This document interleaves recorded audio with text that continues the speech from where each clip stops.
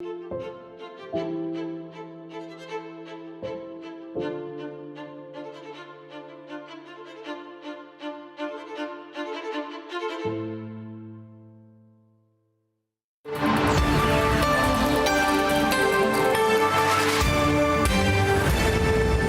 to the Washington Watch News Desk. I am Sarah Holliday, bringing you the latest news. In what could be a major victory for the pro-life movement, the Wall Street Journal hinted at a potential bombshell proposal from the Trump administration. The president is preparing to slam the brakes on a massive taxpayer-funded pipeline flowing straight to Planned Parenthood. This isn't just a tap on the wrist. It's a full-on freeze that could halt $120 million in federal grants to the nation's biggest abortion business. The move would also dismantle any diversity, equity, and inclusion initiatives at Planned Parenthood, putting their operations under a scorching spotlight. But that's not all. Trump's team is hinting at a legal firestorm, potentially hitting the abortion provider with criminal charges over allegations that the group trafficked organs from aborted children. This came to light after a reporter raised the issue with Trump. If Planned Parenthood is defunded, would you look into the harvesting of baby organs that they've done throughout the years and maybe go after some criminal prosecution on that? Well, I think you're talking about a subject that is a heated subject, and we'll look into it. We're going to look into everything, but that's certainly a subject that's been debated for a long time, and we will look into it, yeah. Reports suggest the funding freeze and perhaps the investigation could go from rumor to reality as early as this week. But Trump's not just fighting for life. He's also throwing his full weight behind a crusade for election integrity. Yesterday, the president declared it a great honor to sign an executive order that slams the door on election fraud. Voter ID, mandatory. Paper ballot trails, non-negotiable. Supporters of the order say this is an overdue repair to a broken system. Upon signing, Trump said this is just the first of many steps in ending election fraud. Perhaps some people think I shouldn't be complaining because we won in a landslide, but we got to straighten out our election. This country is so sick because of the election, the fake elections and the bad elections, and we're going to straighten it out one way or the other. Speaking of security, Trump's administration also landed a blow to the open border chaos. Two government agencies came together and signed an executive order that shuts down taxpayer-funded housing for illegal immigrants. Instead, taxpayer dollars will go to struggling U.S. citizens. Housing and Urban Development Secretary Scott Turner laid it out plain and simple. Americans come first.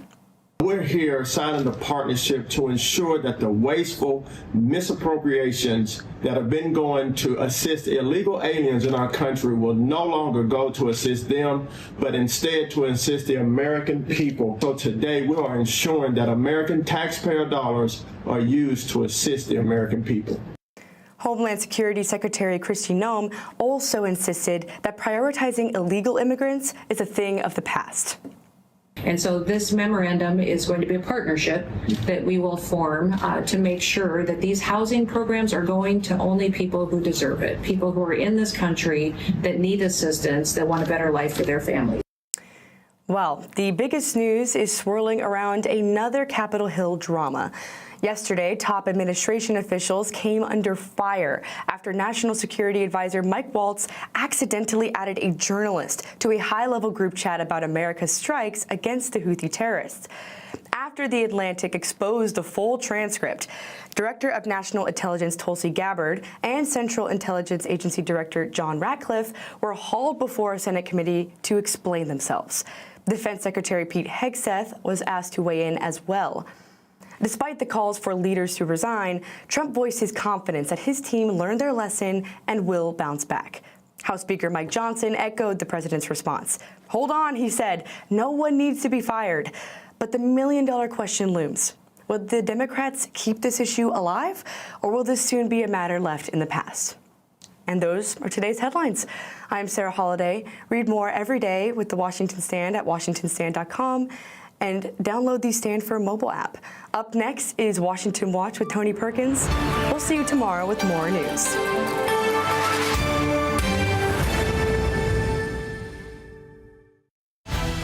From the heart of our nation's capital in Washington, D.C., bringing compelling interviews, insightful analysis, taking you beyond the headlines and sound bites into conversations with our nation's leaders and newsmakers, all from a biblical worldview. Washington Watch with Tony Perkins starts now. Perhaps some people think I shouldn't be complaining because we won in a landslide, but we got to straighten out our election. This country is so sick because of the election, the fake elections and the bad elections, and we're going to straighten it out one way or the other.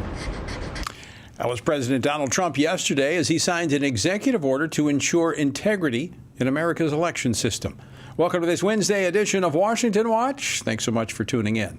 Well, coming up on today's program, Ken Blackwell will join me in studio to discuss the particulars of the president's latest executive order addressing election integrity, and we'll talk about what might be the obstacles to its implementation.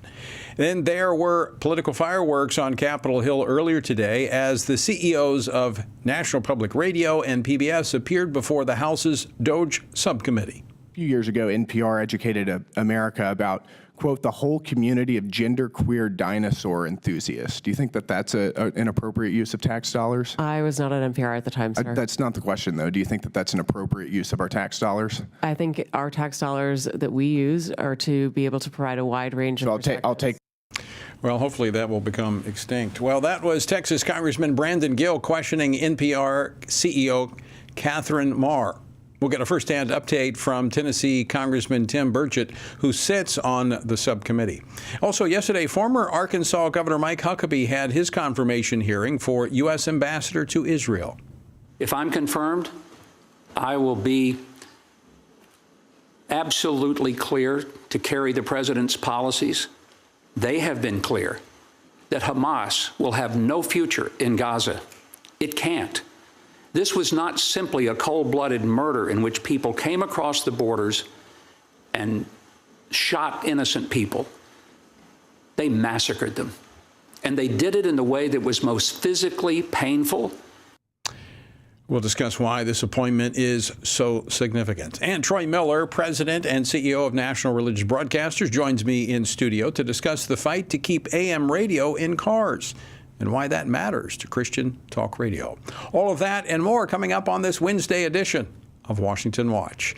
Before we dive in, here's a quick reminder. Session 6 of our God and Government course is out now. The series combines biblical principles with historical insights to offer a practical approach to government. The latest session covers the legislative and judicial branches and the power of the jury. You can find it exclusively on the Stand Firm app. If you don't have the app, text the word course. That's course to 67742, course to 67742, and I'll send you a link. All right, before we go to our first guest, there is a lot going on this week on Capitol Hill. In fact, I was up on Capitol Hill earlier today in a meeting with the House Speaker. Some very positive policy developments are underway, and I want to bring in FRC Senior Director of Government Affairs to highlight some of what FRC is working on and tracking on Capitol Hill. Kana, welcome back to Washington Watch. Thanks for joining us. Oh, it's good to be here, Tony. All right, there are a couple of bills that you and your team are working on and tracking as it pertains to abortion, abortion funding, Planned Parenthood, and gender transition procedures on minors. Tell us about it. Tony, if Capitol Hill gets any more busy, we're going to have to hire more people to track all of it. It's exciting. We are working on defunding Planned Parenthood, as Sarah highlighted at the beginning of the program. Chris Smith has introduced the No Taxpayer Funding Bill again this year. That bill keeps getting stronger and better, and of course, under this president, we are very hopeful that there will be action to defund Planned Parenthood. We're also, as the president's executive order indicated on gender identity and minors, we are hoping to see minors protected on Capitol Hill through law and gender procedure providers to be defunded completely so that taxpayers are not complicit in the decisions of adults. I brought a whole list of other things we're working on: election integrity, bills that are on the Hill, and we are working with offices as they prepare bills to roll out to codify the president's executive orders. Yeah, let's talk about that for just a moment. Election integrity later in the program. Former Ohio Secretary of State Kim Blackwell will be here to react to the president's executive order on election integrity. But these executive orders are just that. They're executive orders. They can be changed by a different administration.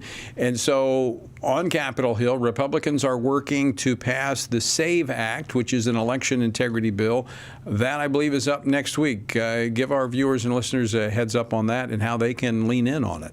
Yeah, the SAVE Act is a great bill, or a horrible bill, depending on who you listen to. But all the SAVE Act does, really, it's a bill that Chip Roy is bringing with Senator Mike Lee in the Senate, and it simply says two things. You have to have an ID to vote. You have to have an ID to do anything these days. So you have to have an ID to vote to prove that you're a citizen and eligible to vote as an American in an American election. The second thing that it does is it requires states to remove non-citizens from their voter rolls. That's it. So when you hear all the shouting about how this disenfranchises people, that's what they're talking about. Right. It sounds pretty common sense to me. You got to be an American to vote in an American election. Kana Gonzalez, thanks for joining us. Thanks for the heads up. Great to be here. And folks, you can track all of this if you have the Stand Firm app. In fact, you can get notifications when you need to weigh in on these issues. As I often say, our republic was not made for spectators. It was made for participants. And so you need to know what to do. We make that easy for you. We give you all the tools. So get the Stand Firm app. Go to the App Store. Download the Stand Firm app. All right, as I mentioned, the House's DOGE subcommittee created some worthwhile taxpayer-funded content today, unlike NPR and PBS, because they had the CEOs of PBS and NPR in the spotlight over their leftist political views. Joining us now is a member of the committee, Congressman Tim Burchett, who represents the 2nd Congressional District of Tennessee. Congressman, welcome back to the program. Great to see you.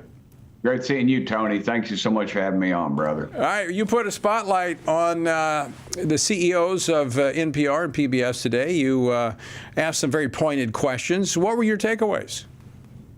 They got their hands caught in the cookie jar, and I hope America has some guts to follow through with this. I mean, I hope Congress does. America does. You know, Congress, we are elected about 3 votes. We're one flu season away from being out of the majority. But dadgum President Trump was elected overwhelmingly, and I think we need to remember that, and we need to honor his the wishes of this country. I almost said this congregation, but this country. But the truth is that the DOGE stuff is written in pencil and it can be erased under the next president. And this is a perfect example. These people at NPR and PBS, they literally hate this country. They hate everything it's about. They hate our patriotism. They hate our Lord, and they don't hide it. Now they got caught. You know, I asked her about these horrible things she said about President Trump, and she says, well, she is sorry she said those. She wished she hadn't said them or something. You know, it's like you catch a robber in the parking lot of a bank, and they hand you the money back, and you say, oh, I'm sorry. And you go, oh, okay, that's okay. You know, this is your tax dollars that are paying for this. They have drag shows, and every time, and I asked them, I said, my first question literally was about I was listening to their miserable radio show one time not long ago, and they asked a lady what their definition of propaganda was, and she said, "God Bless the USA" by Lee Greenwood. And then I asked her about that, and she said, well, that was one of the guests or one of the hosts' opinion, you know. And can you imagine if somebody had gone on there and said something overtly racist or just something just gross? They would immediately have come on and cut that out, and they would have said, hey, we are so sorry, that is not our intention, blah, blah, blah.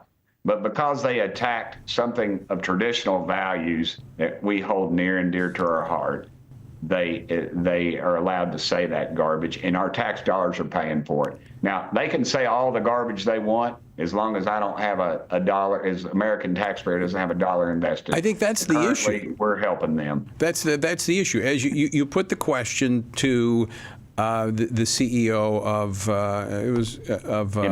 NPR, Mar. You asked her about her statements, her tweets in 2020.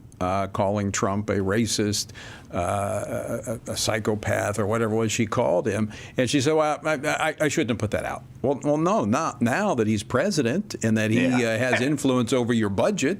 But they can say. Do you think she'd have said if Joe Biden was in office, Joe Biden is one step away from a hospital room for folks that are mentally infirm? I mean, that's.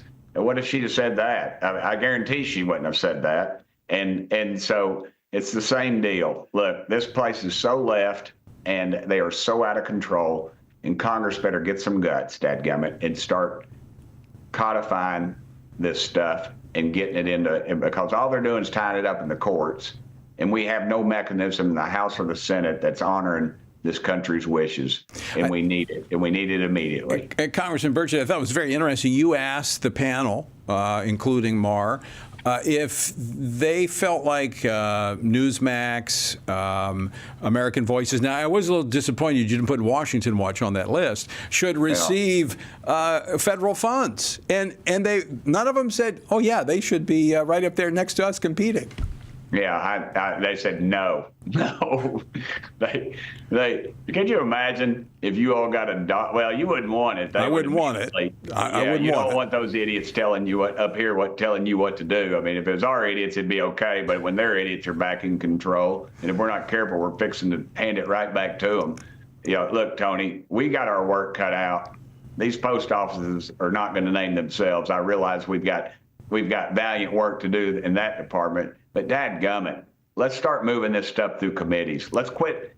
The sewer up here is the committees. You've got these staffers. You got 40 or 50 staffers that staff big committees on one side of the aisle, and then you have 40 or 50 on the other. I mean, you don't think there's corruption there? You don't think there's unethical behavior? How many times have I heard a chairman say, "Oh, I can't do that because my staff would kill me"? Right. Who cares what your staff thinks? Yeah. They're not elected. Exactly. So we just have 2 minutes left, Congressman. Can and will Congress defund NPR and PBS? I doubt it. I hope they prove me wrong. But somebody's going to come up with some line. We'll have 2 or 3 defectors, or they'll purposefully be absent, and the Democrats will stick together because this is their taxpayer-paid. Well, it's their honeypot. I mean, this is where they get their message out. Let me give it this real quick. Folks, what do you think? Should tax dollars be used to fund NPR or PBS? I'd like to know what you think. And in fact, I'll send this to Tim, and he can use it with his colleagues. Text POLL, P-O-L-L, to 67742. That's POLL to 67742. I'll send you a link. Take the poll. Let us know what you think. Should NPR and PBS receive funds? I mean, there's no question, Tim. You asked, I think it was you asked the question of whether or not they had evaluated their content to see if it was balanced. Yeah, and of course they said it has. And then Jim Jordan, so eloquently, as he always does, he gutted them. He said that, you have 83 members that are on your staff, and every one of them are registered Democrats. 83. There wasn't 3 Republicans, and the guy who called it out, he got fired. So, if you want to talk First Amendment, let's talk First Amendment. Yeah. But this thing it's out of control, Tony. Call your congressmen, call your senators, say, I don't need any more hearings. I want that bill on the floor. I want President Trump signing it. I don't want to see it in the courts anymore. Let's take it out of the court's hands. God gave us an incredible gift in this country. And look, I don't want Donald Trump teaching my daughter's Sunday school class. But dadgum, I love him. I want him as my president. Yeah. He is right. Let's defund this stuff right now. Absolutely. Congressman, thanks for joining us. We'll see you later. All right, folks, stick with us. We're back with more Washington Watch on the other side of the break. At Family Research Council, we believe religious freedom is a fundamental human right that all governments must protect. That's why FRC President Tony Perkins went to Capitol Hill to testify on behalf of persecuted Christians in Nigeria. Islamist terror groups target Christians and other religious minorities in Nigeria with brutal violence. Representative Chris Smith, who chaired the hearing, said 55,000 people have been killed and 21,000 abducted in the last 5 years alone. The congressman also stressed that 89% of Christians in the world who are martyred are from Nigeria. Yet the government of Nigeria has failed to make progress against religiously motivated persecution of Christians despite religious freedom being enshrined as an essential human right in their constitution. Tony Perkins called for the United States to send an unmistakable message. This is systematic religious violence. Nigeria must be redesignated a country of particular concern. Biden administration's removal of this designation was a reckless mistake that emboldened the very terrorists who are slaughtering Christians. Redesignating Nigeria will enable the U.S. government to pressure Nigerian leaders to protect vulnerable Christians. These are not just numbers. These are fathers, their mothers, their children, their families. Bishop Wilfred Anagabe risked his life to speak out, sharing firsthand accounts of the danger faced in his church district in central Nigeria. We live in fear because at any point it can be our turn to be killed, but to remain silent is to die twice. So, I have chosen to speak. FRC is calling on President Trump to act now to promote religious freedom around the globe and speak up on behalf of Christians in Nigeria. Looking for a trusted source of news that shares your Christian values? Turn to The Washington Stand, your ultimate destination for informed, faith-centered reporting. Our dedicated team goes beyond the headlines, delivering stories that matter most to believers. From breaking events to cultural insights, we provide clear, compassionate coverage through a biblical lens. Discover news you can trust at The Washington Stand, where faith and facts meet every day.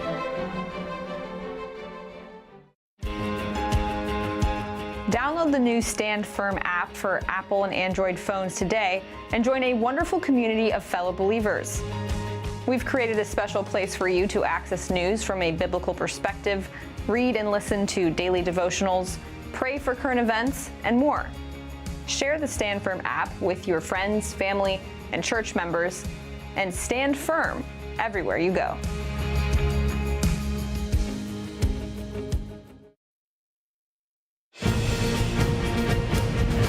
Welcome back to Washington Watch. Thanks so much for joining us. I want to make sure you have a chance to let your voice be heard, so you can take the poll. Should tax dollars be used to fund NPR and PBS?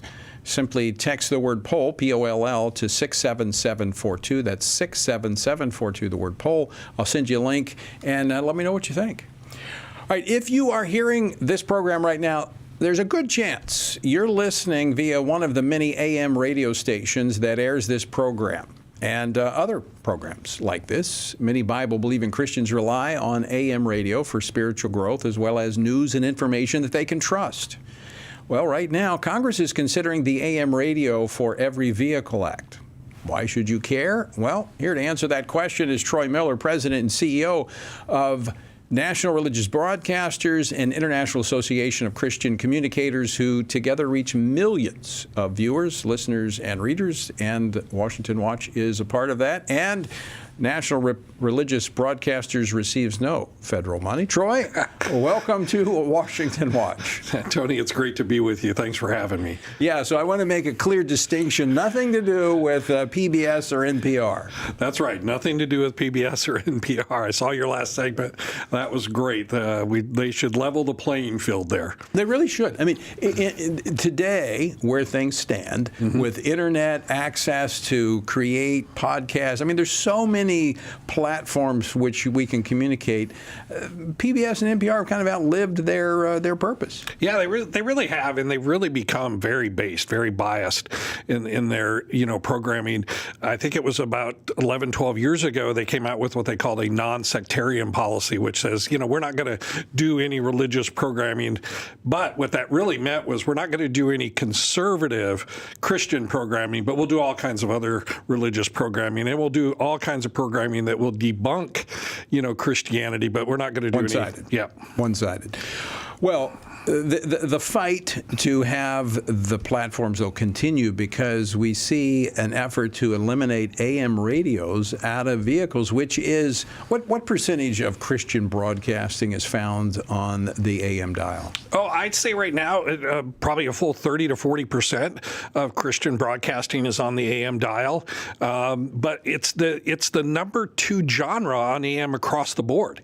So the number 1 is conservative talk, and number 2 is Christian talk and teach. So it's a number 2 genre. Number 3 behind it is Spanish programming. So if you look at the nation, a lot of the rural communities, they depend on these AM stations, these AM broadcasters, to get them the information and to get the localization for their communities. Lots of local pastors are carried on AM radio. Because the bigger ones, the FM stations, are kind of become part of conglomerates. That's right. And so you don't get, and I know I've watched this. I started on FM radio 35 years ago, and those have now been gobbled up. And so local broadcasting is really becoming a thing of the past on FM. On FM it is. A lot of national groups now, program those. And so you get a lot of the great national programming, national pastors, but that local programming, what's going on in those local communities is provided by AM. Now, I'm not complaining because Washington watches on those FM stations as well.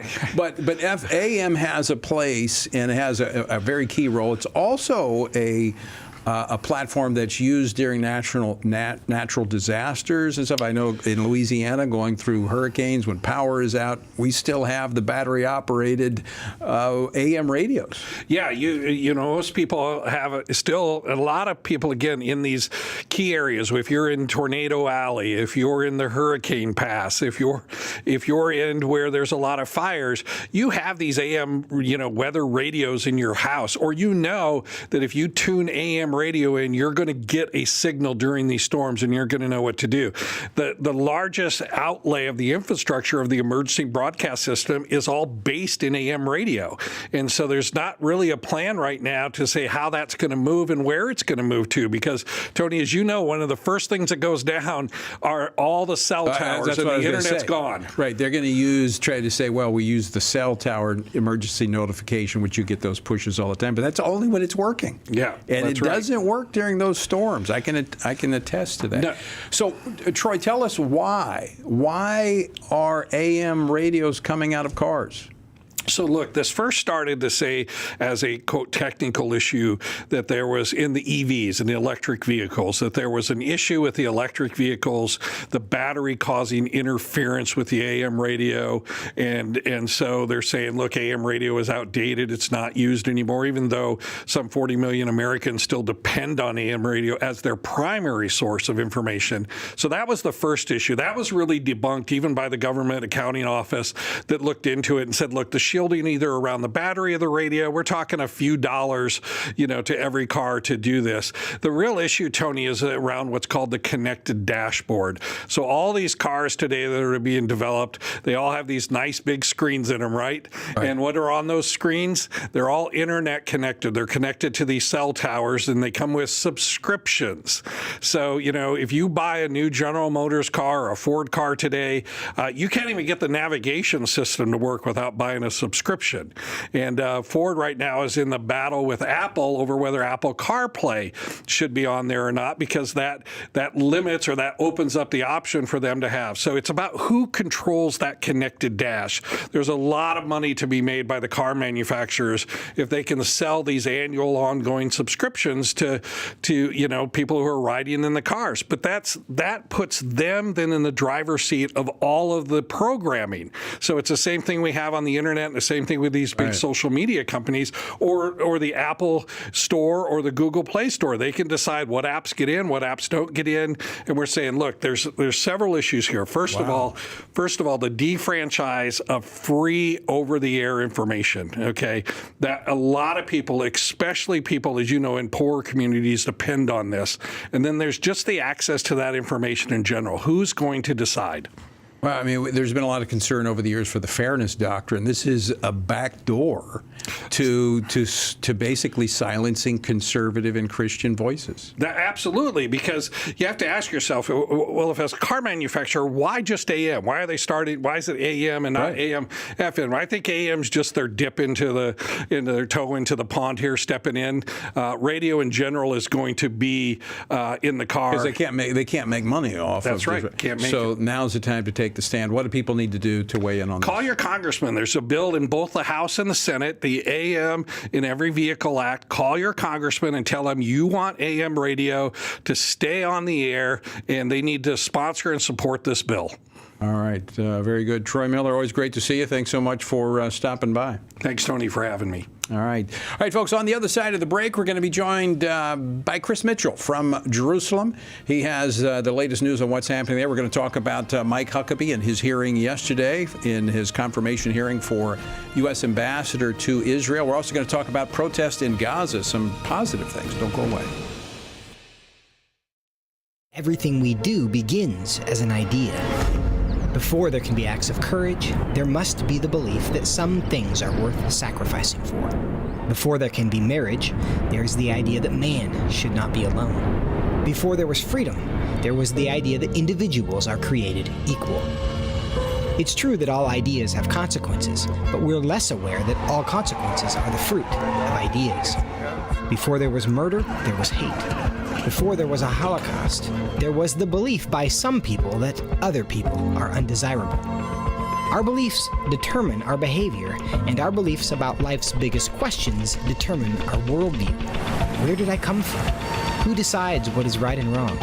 What happens when I die? Our answers to these questions explain why people see the world so differently. Debates about abortion are really disagreements about where life gets its value.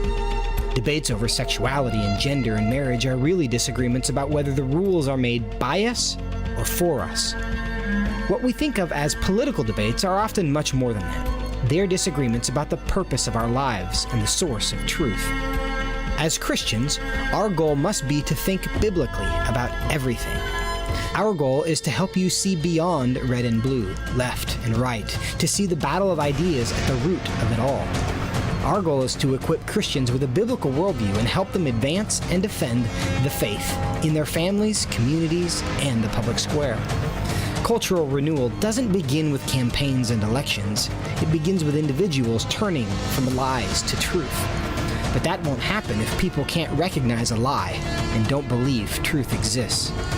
We want to help you see the spiritual war behind the political war, the truth claims behind the press release, and the forest from the trees.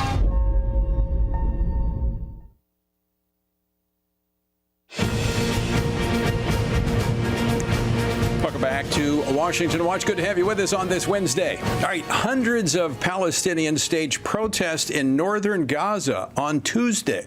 Now, this is a major development as the citizens now are demanding that Hamas go away. They want peace. They don't want war. They've had enough of this.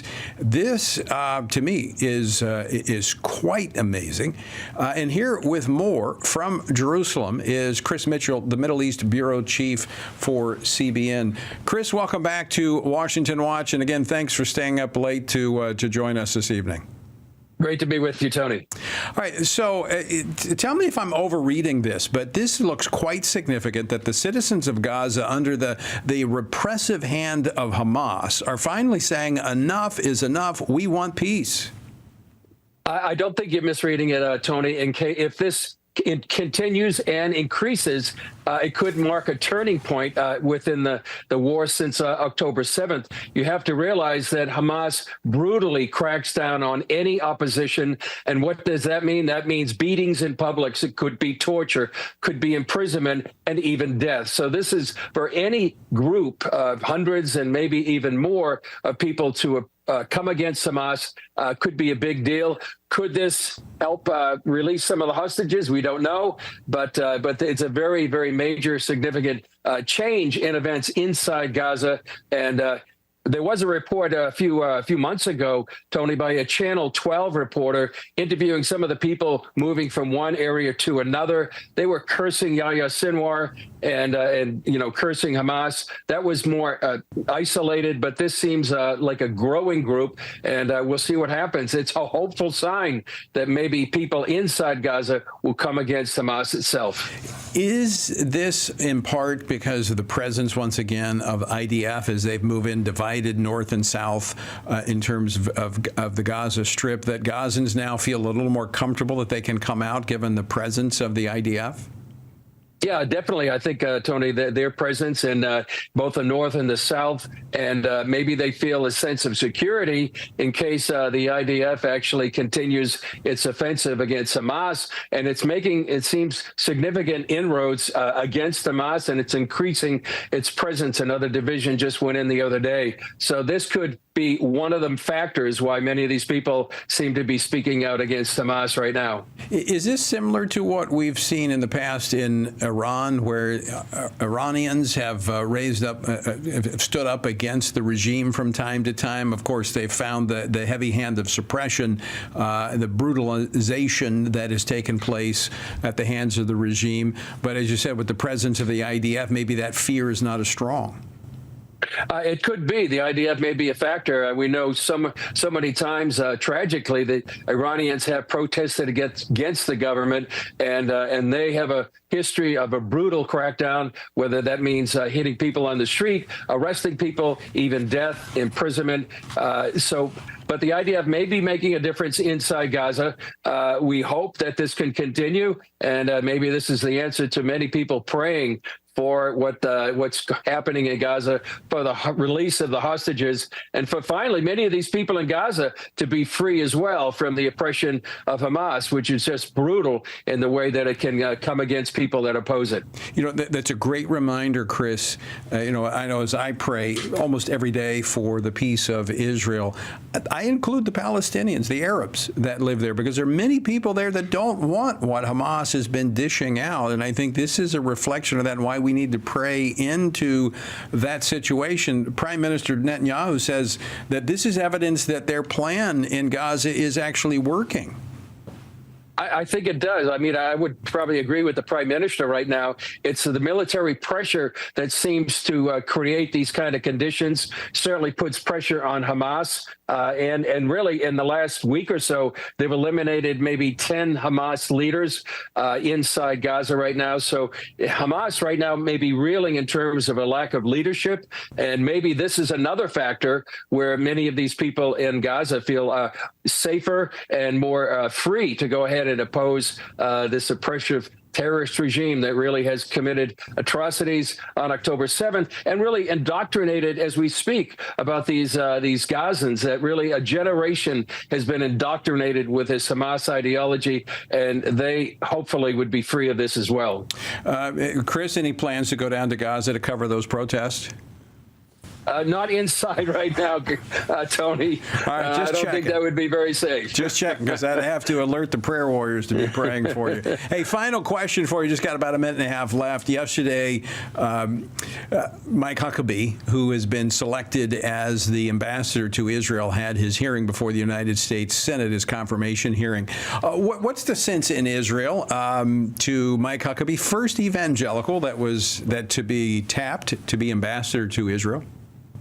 Overall, I think it's a very receptive reception for the possibility that he'll be confirmed and become the first Christian U.S. ambassador to Israel. Certainly, he's a great friend of Prime Minister Netanyahu. He's supportive of the current coalition government.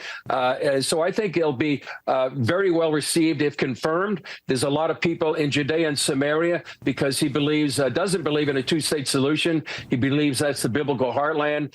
So a lot of support there. Predictably, some groups that believe in a two-state solution not very interested in him being the next U.S. ambassador. But I think overall, a very, very receptive audience for here. And he's been here more than about 100 times. He came here after October 7th, and he gets, I think, what Israel is going through right now. And also, you know, with the prospect of a looming attack on Iran by both Israel and the U.S., I think it's a very strategic time that he would be here. And apparently he would like to be here by Passover, which is on April 12th next month. Yeah, I hope he's there by then. He's going to be great for Israel. It's thrilling to see this development. And Chris, always great to have you on the program as well. So thanks for joining us. Great to be with you, Tony. All right, folks, stick around. Ken Blackwell joins me on the other side of the break. What is God's role in government? What does the separation of church and state really mean? And how does morality shape a nation? President John Adams said our Constitution was made only for moral and religious people. It is wholly inadequate to the government of any other. Join Family Research Council for God and Government, a powerful 13-part series that equips you with biblical truth to engage in today's most pressing debates. From the Ten Commandments in classrooms to the immigration crisis of America, we'll uncover the foundations of our nation's history and why it's relevant for today. Defend God's plan for government, because faith and freedom were never meant to be separate. New episodes available each Monday. To view the series on the Stand Firm app, text COURSE to 67742. The world is hurting. Streets are filled with crime. Families are broken. Sin is celebrated, and God is mocked. Everywhere we look, the wages of our sin are on full display. As Christians, we know that surrender to God's will is the solution to our biggest problems, but not everyone agrees. Even in church, we hear people say the most important thing is to be tolerant, that we shouldn't impose our morality on other people, and that loving our neighbor means celebrating what they do. But you can't do that. It's not that you don't love your neighbor, you do, but you care about God's opinion more than your neighbor's opinion, and this makes you different. In fact, sometimes it makes you feel alone, like you're the only one. But there is good news. You are not alone, not even close. Research has found that there are 59 million American adults who are a lot like you. There are millions of people around the country who are born again, deeply committed to practicing their faith, and believe the Bible is the reliable Word of God. But that's not all. They're also engaged in our government. They're voters. They're more likely to be involved in their community, and they're making a difference in elections. The problem is that a lot of them feel alone too. We want to change that. FRC wants to connect these 59 million Americans to speak the truth together, no matter the cost. If you want to learn more about this group and what it means to be a spiritually active, governance-engaged conservative, or if you want to find out if you are one of these SageCons yourself, go to frc.org/SageCon and take the quiz to find out. The world is hurting, and we have the solution. We can't do it alone, but we can do it if we work together. That's what we're working toward every day. Join us. Go to frc.org/SAGECON, SageCon, to learn more. That's SAGECON, SageCon, to learn more.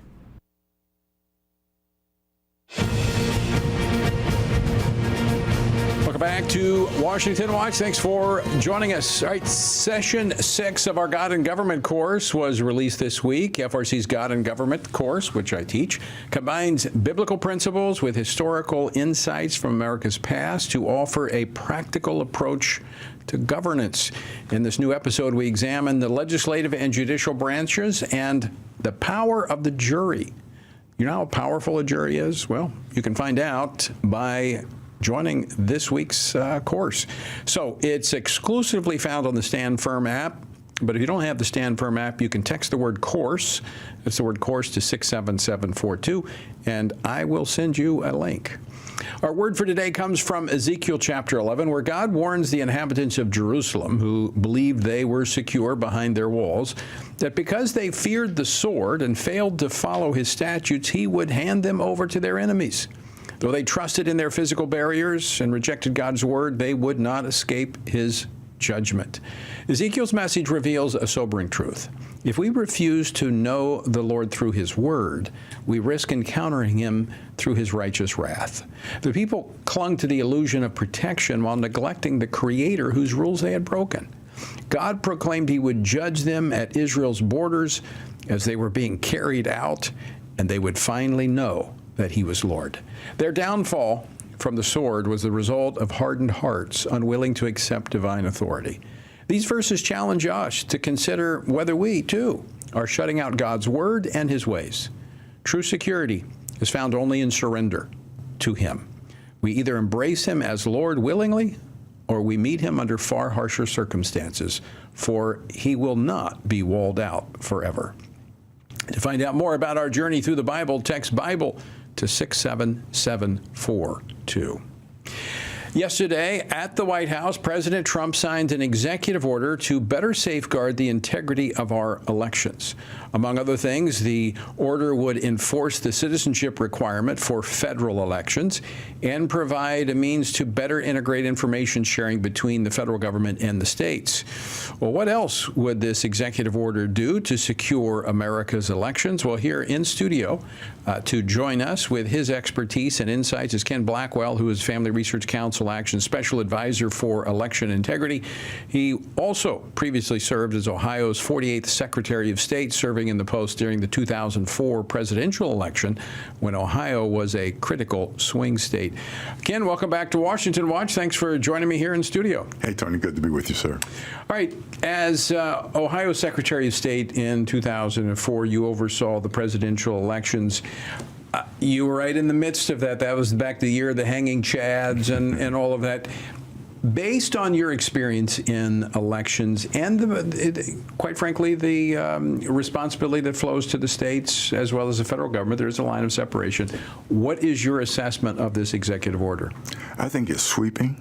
I think it's a major overhaul of our election system and from a security standpoint.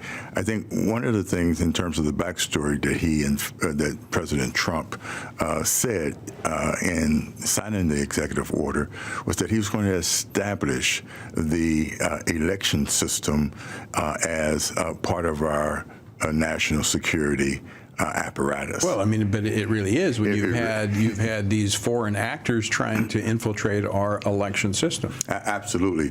And so I think what's so important about this is that President Trump has bought into our slogan, make it easy to vote but hard to cheat.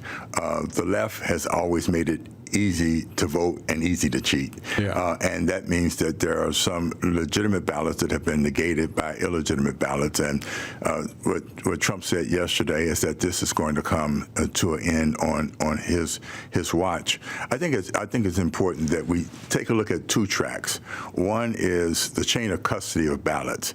And in that regard, Trump is saying when you expand election day to election month, you create internal difficulties and challenges in terms of the chain of custody.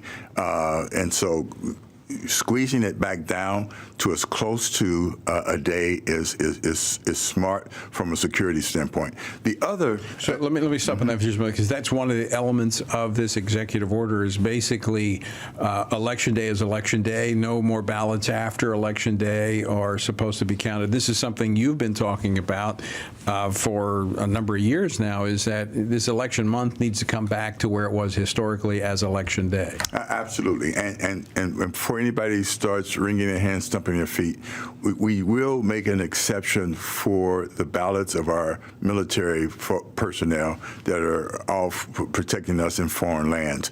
But that, too, can be greatly reduced by making sure that the U.S. Postal Service and others get those ballots back to us in a secure and quick manner. But the other track is the voter verification track. Right. That we need to make sure that voters are who they claim to be. And in that regard, one of the smart moves of President Trump's executive order is to basically say that we're going to use all of our databases to make sure that only citizens can vote. And so that verification dimension of his executive order is so very, very smart. And as someone who's administered elections, one of the things that I know is that we have databases that can help us to make sure that we stop this runaway notion of that we are a nation without borders and that we allow voters without borders. Well, in voter rights groups are jumping up and down, expressing concern about this requirement that you prove your citizenship, because it's an estimated 9% of U.S. citizens of voting age. 21 million people do not have proof of citizenship readily available. Well, if it's a priority, you'll have it available. I mean, how is it you can become a citizen and not have documentation proving that you're a citizen? You have all kinds of documentation, and that's why it's going to just be very smart that we use not only our Social Security system, but we use our Homeland Security database, as well as the Department of State's databases. We can establish proof of citizenship very easily and without any overly burdensome. I mean, the private sector does it all the time. Well, you know, if you're buying a car, you're getting a loan, you have to, man, you go through all kinds of stuff. And if you think about it, buying a car or getting a loan is obviously, it's a big deal for you, doesn't necessarily directly impact the nation. But if you're voting fraudulently, you're impacting the entire nation. Oh, absolutely. And that's what I'm saying. We cannot tolerate a system that allows a bad and illegitimate vote to negate that of a legitimate voter, that vote of a legitimate voter. Okay, so this is, I made kind of alluded to this. The states, by the Constitution, are given the authority to determine certain aspects of elections, the times, the places, and the manner, according to the Constitution. So there's the bulk of the responsibility lies with the states. How is the federal government going to how's this executive order going to bring the states along? Well, I think one is going to be important that we use this opportunity presented to us where Republicans have the trifecta. They have the presidency, the House, and the Senate. They, in fact, can say, within the scope of our responsibilities, this is what we're going to do in terms of saying citizenship should be required. I then think when you push that back to the states, that is where we come into play. Grassroots organizations, individual citizens will start to demand that they have that proof of citizenship. So it'll be up to each state to determine how that is proven. Yeah. Now, this is the federal government can require that for federal elections. Right. And the question will be, will the states decide that they're going to have two systems? So it's kind of like is it like the Real ID? The state doesn't have to do it, but if you live in a state and you don't have a Real ID, one that is approved for federal use, you have to have another ID. Absolutely. So either they can have a two-track election system, which is going to cost them more money, or they can have one that meets the federal standard. And I think the federal government also, according to this executive order, the federal financing for election systems will flow to those states that are actually in compliance. Yeah, absolutely. And Tony, you and I both know that it is a bogus argument to say that there is a burden to require people some sort of photo ID. I mean, it's just crazy. I mean, whether it's somebody... You have to do it to fly. You have to have a picture ID to fly. I mean, is it a hassle? Yeah, I do it every week. But voting is so much, again, flying affects me. If I'm a terrorist, it would affect other people. But if you're voting fraudulently and there's an open door for that and it's being manipulated, as evidence suggests it has in the past, that affects the entire country. It does, Tony. And it's so important that we begin to rebuild intense confidence in our election system. It is one of the major pillars, foundational pillars of a free society. And so when you start to eat away at that confidence in election outcomes, you start to weaken the legitimacy of a system. And you suppress legitimate turnout because people feel like, and we heard this. We heard this in 2020, and we heard it in 2022 in the midterm election. My vote doesn't count. We were countering that to make sure people turned out in 2024. But it has a suppressing effect when people feel like their vote is going to be erased by a fraudulently cast vote. All right, Kim Backwell, let me ask you this question. As I know you've been working on this issue nonstop for the last 5 years. What would you have added to the executive order? That's a good question. I think he got just about my major concerns. One of the things, let me just use this opportunity to say that I've said to the president's team when it comes to contracting the voting period from 30 days to as close to 1 day as we can, and requiring that the ballots be counted on election day. We need to start working with the U.S. Postal Service to make sure that those military ballots that are coming to us from across the ocean are counted, and that will be the one exception. Other than that, I tell you, that is the main thing. Contract the voting period so that we have a tighter election. Well, like what we see in California, 2 months after Election Day before some of these seats have been called. Yeah, and so I just think it's so, but you so important. I didn't mention this, but you literally have traveled the globe and have supervised elections, monitored elections in many different countries, third world countries, that are actually quicker in reporting their results than the United States of America. Absolutely. And our neighbor to the north, Canada, does it just like that. We can do it. We're so litigious. One of the things that we experienced this election is that the vote spread was too big to rig. But what about elections where you're within the margin of litigation? You know that it's going to be litigated, and so we want to make sure that we're litigating over legitimate ballots, not false ballots. Ken Blackwell, we're almost out of time, but this is an executive order. Now we're talking about we've been talking a lot about executive orders because a lot has been done by executive orders, but this could be overturned in the next, if there's a Democratic administration at some point in time that could overturn this. So what has to happen? We've talked about the SAVE Act, which is congressional action to protect elections. That type of congressional codification of this has to take place. Absolutely. We have to codify those principles and practices and policies in the executive order to make sure that they're long-lasting and not flimsy and overturnable by a change in the White House. And I'm so proud of the job that Speaker Johnson is doing, and I'm sure that his counterparts in the Senate will understand the brilliant opportunity that we have in front of us. Now, Ken, just in a couple minutes left, I want you to be the devil's advocate here for a moment, because having been an election officer in the state of Ohio, you know what some of the folks on the other side of the aisle are going to be doing. There's going to be lawsuits against this. Where is this vulnerable? Where do you think the line of attack will be? Well, I think clawing back the period by which elections take place.